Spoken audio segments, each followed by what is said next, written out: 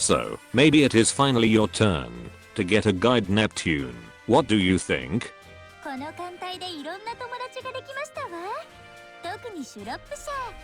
私のいい友達にして。 Embarrassing them directly to you. That's a whole other level of harassment.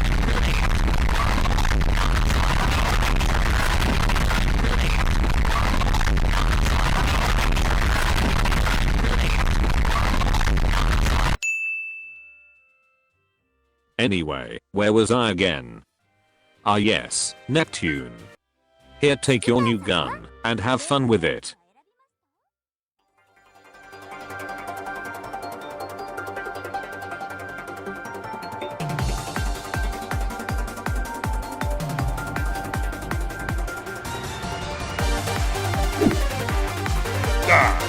I don't think so! Yeah, boy. Nice.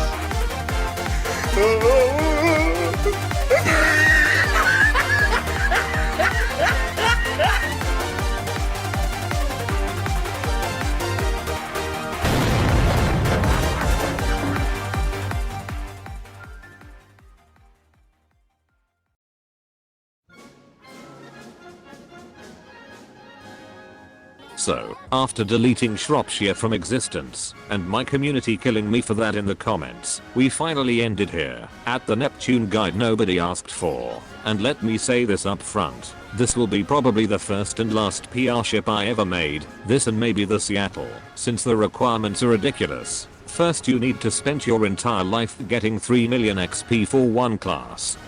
And after that you need hundreds of blueprints to level her up. But hold your horses there, since this is just one part of the grind, since you need way more blueprints to increase the luck and some other stats. I mean, do I look like I have so much time just doing this all the time, with no other plans in between? Wait a sec, in the end you get a great ship that can be replaced by some good alternatives. Ah yes, I already see people with pitchforks running straight at me. I mean, it's not like Edinburgh is pretty much the same like Neptune, but way less time consuming and way cheaper.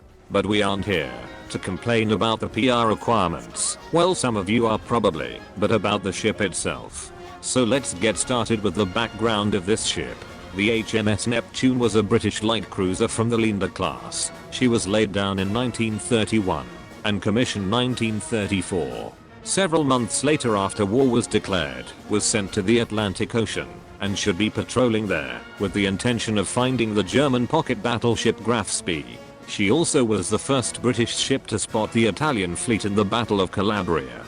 During this battle she got hit by an Italian light cruiser, and her scout plane was damaged beyond repair. Later in the war, she was given the job to intercept a convoy. Neptune was leading the line, and then it happened. She got hit by 2 mines from the Italians, and after that there was a disaster, since other ship tried to help, and in the way it came to the worst, Neptune hit 2 more mines and the ship capsized, killing almost all the crew, with only 1 survivor. So with that, we covered the history a little bit. Let's now go over her in as a lane. Neptune, like already said, is a priority ship, which gives her the priority rarity. What a surprise. That means that she is hard to get, but I already talked about it. Before we go over the stats, let's just mention it, that Neptune is a combination of Edinburgh and Phoenix, making her stupidly difficult to kill, but to that later. First we go over her firepower. Neptune, for being a light cruiser, has pretty good firepower, not outstanding like, but still really good. But this get worse when you check the reload stat on this ship, which is the 5th worst in the entire light cruiser pool. But this isn't such a bad thing, since the skills make this later on a pretty good deal. Next on we would have a health pool. Neptune is one of the tankiest light cruiser in the game, even able to compete with some high tier heavy cruisers with 4200 hit points. She would be even first place if Seattle wouldn't exist, but we can't make everything perfect. But of course, you can increase the survivability even more with auxiliary equipment. Let's not forget about her evasion.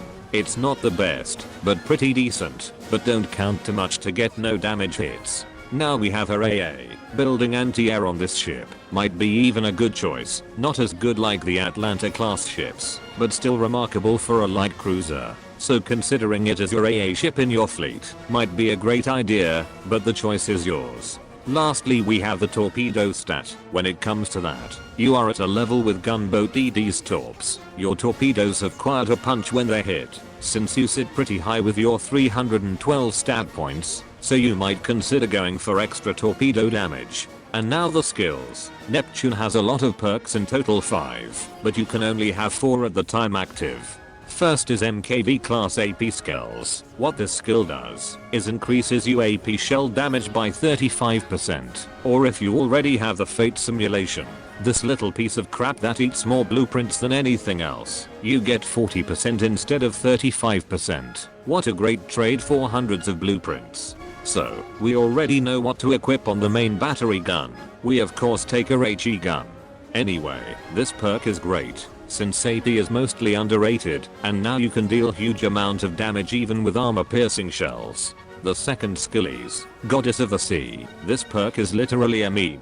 Every time Neptune's HP falls below 20%, she recovers 25% of her maximum HP, and to that you get a 30% reload boost until the battle ends. And now comes the best part, you can activate this skill every battle, so it especially comes handy in PvE. Now we got a pretty unique perk that most PR ships have, Siren Killer. This comes only handy on event map clears. Then it gives you 15% more damage to that kind of ships. This perk is okay, but sadly only good for events. But what gives me the questions is, why would you use a 6-star ship that consumes a lot of oil when you can instead use some DDs that are cheap as hell and allow you way more map clears? But I'm not making the decisions. And now her last perk, a barrage. She fires the Neptune class barrage. What kinda surprised me, even though she is a Leander class ship. But anyway, let's go to the equipment now.